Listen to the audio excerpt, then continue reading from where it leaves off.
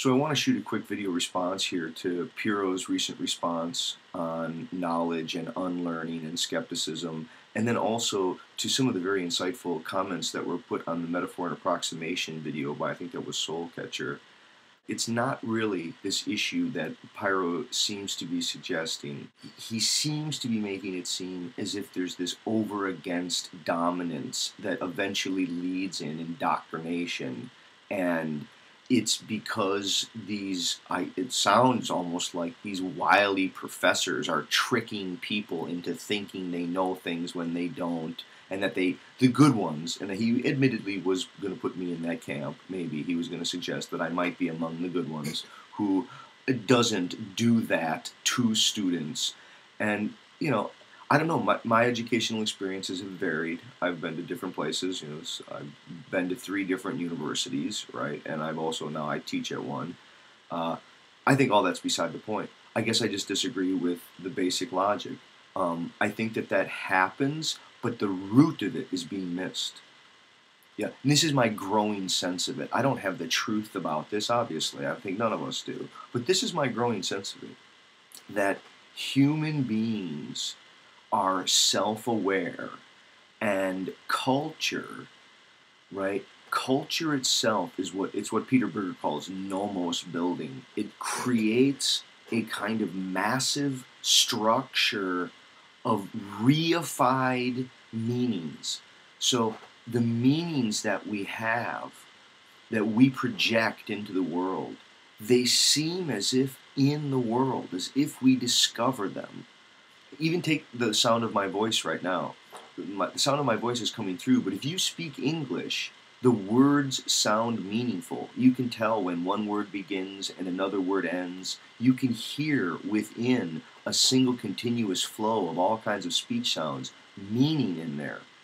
And what's so fascinating is that the mind perceives the words as in the sounds. The mind doesn't directly go, oh, that's me interpreting a bunch of sounds, I must know English. That takes a little amount of self-reflexivity.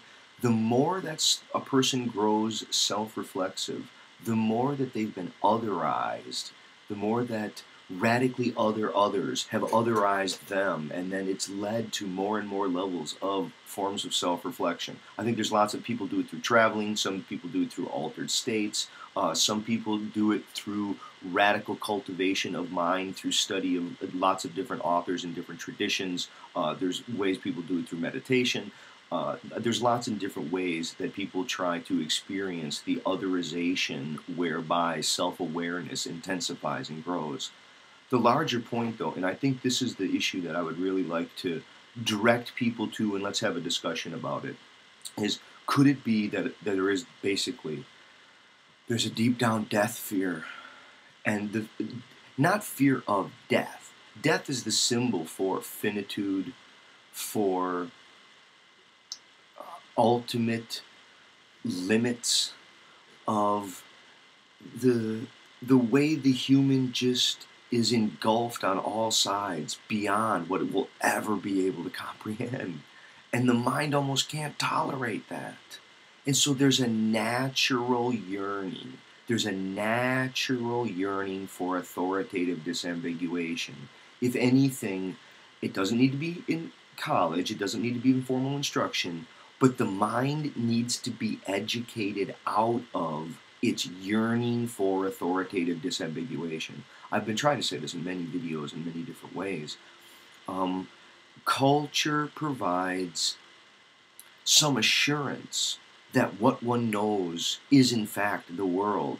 But when you go to radically different cultures, it can be very alarming to suddenly discover that what you took to be reality were just cultural beliefs that were sanctioned and then reified because everyone else around you shared those.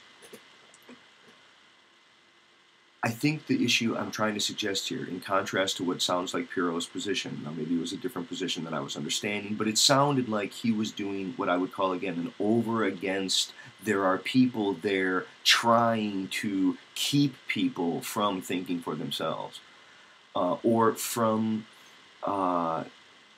learning and knowing for their own. Again, it's this sort of other people were trying to indoctrinate him. and other people were somehow hoodwinking him into what they thought, but not what he thought individually. I think this whole appeal toward what we individually think, again, it's interesting.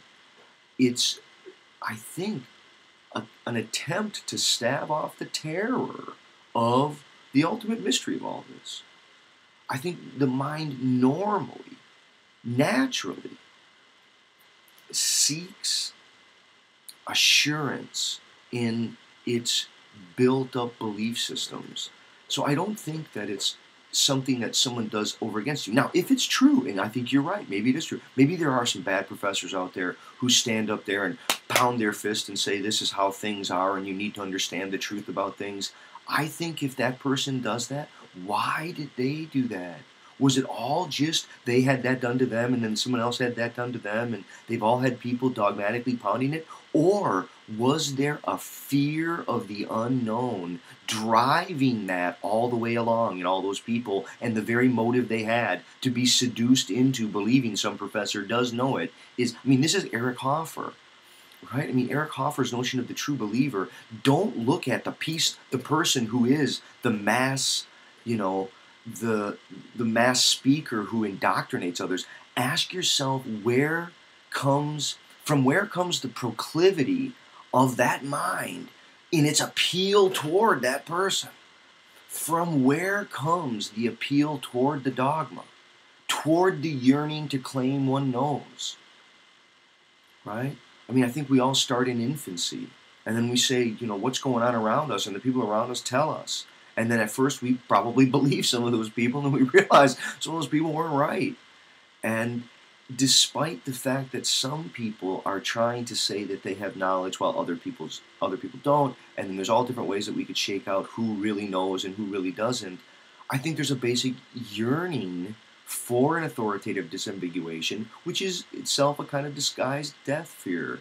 It's a fear of finitude, of frailty, of human limitation, of proper perspective of what we really are, or fear of the ultimate mystery of what it could be, right? I mean, I think there is such a fascinating mystery of knowing without a doubt that I am alive. And even if I say, well, I don't know if I'm alive, but at least I know the universe is. There is something here. Now, am I separate from that? Am I just a way that the universe is becoming aware of itself? Maybe I'm an illusion. Maybe the universe is dreaming me. And as it's dreaming me, I hear in the middle of a dream, taking myself to be me, having an experience. But no matter how we unpull the veils, there seems to be something here. I can't deny that. It's sort of like the Descartes, I can't doubt that I'm doubting. Or I can't doubt that doubt is. There's something going on. I think that's part of it, right? That's part of it. That's what this drive and this yearning. But why the yearning is for an authoritative disambiguation, I think reality itself is just too ambiguous. There's too many mergers, too many divisions, and the lines of merger and division just won't sit still. They just don't sit still. And because of that, the human is frightened, it has anxieties, and it tries to stab that off by building up an edifice, sort of like, webs on water that are flexible enough to be adaptable to new conditions, but ultimately are, useful fictions. The more that people can become self-aware of that, I think the better. But I think in general, there's anxiety encumbered. I think many people, deep down, they have a real fear of entertaining the possibility that they could be wrong about anything. It's not something else. It's not something that someone else did to them. It's an organismal anxiety. Okay, thanks.